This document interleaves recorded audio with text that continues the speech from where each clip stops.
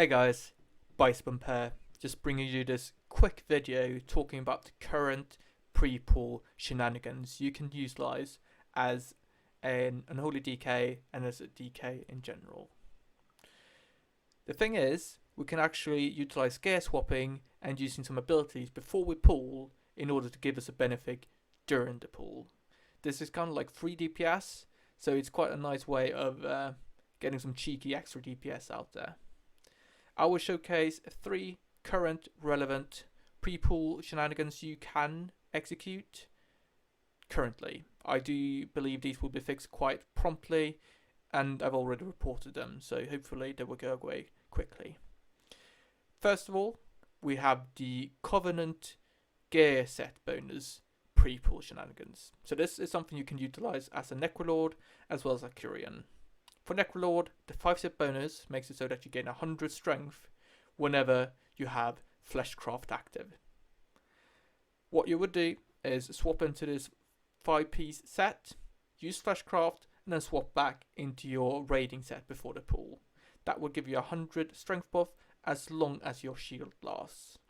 Obviously, the shield is quite small, so whenever there's AoE damage or similar in the boss, you will drop it. But on some bosses that doesn't happen, so that would essentially be 100 strength buff for 2 minutes. Most importantly, it will most likely be active in the opener, and that will buff it quite significantly. We have something similar with the Curian set. That makes it so that your vial gives you 70 strength when you use it. In this case, you would swap to the 5 gear set Curian set, use your vial, and then swap back to your gear set, and that will give you a 70 strength 30 seconds buff. Again, this would make it so that you can't use Vial in the fight, but it would gain quite a lot of DPS in the opener, which is very nice. For the second pre-pull we can do, utilize the Trinkets, and most importantly the Inscrutable Quantum Device. This trinket is very special because the effect varies depending on what's going on in the fight. You know, if the boss has low HP, it will trigger and execute. If some healer has low mana, it will give them mana. Otherwise, it could give you some secondary stats. The thing is that if it doesn't give you secondary stats or it doesn't give you execute, it's not very good mid-fight.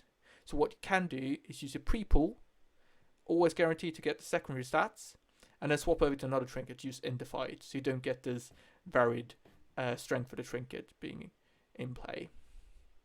If you use another trinket, you would use Inscrutable Device on pull, and then use your second on use with a second use of light. Finally, we can also utilize some gear swapping shenanigans with Legendaries. And this is specifically for Unholy, where we have the Frenzied Monstrosity. Frenzied Monstrosity gives you a 15-second buff on yourself, as well as a buff on a pet, which lasts as long as Dark Transformation is up. And this is quite important. What you would do is use Frenzied Monstrosity on a gear before pull, activate Dark Transformation, and then swap over to the Deadliest Coil Legendary. This gives you the 15 seconds buff on yourself for the pull, but more importantly, the buff lasts on the pet until Dark Transformation is over. And Dark Transformation gets extended by the Deadliest Coil Legendary. So you kind of get this weird synergy at pull, where you use Frenzied Monstrosity pre-pull, and then you extend that effect with Deadliest Coil Legendary afterwards. It's not that strong, it gives you a maximum 1% damage increase overall, and if you fail it, it's severely going to give your DPS because you're going to end up being stuck with Frenzied Monstrosity. It's not that bad single target, but still, it's unfortunate if it does happen. Alright, that was everything I wanted to cover today. Do use all of these pre-pull shenanigans at your own risk. If you have a Covenant class set active and you pull the boss, it's going to be very bad for your DPS since the item level is so much lower than what you usually have. So do be careful, do use these at your own discretion and with caution.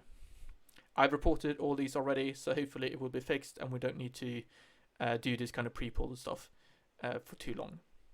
Anyway, do leave a comment down below if you have any questions or anything to say. Do leave an upvote or downvote, depending what you thought about this video.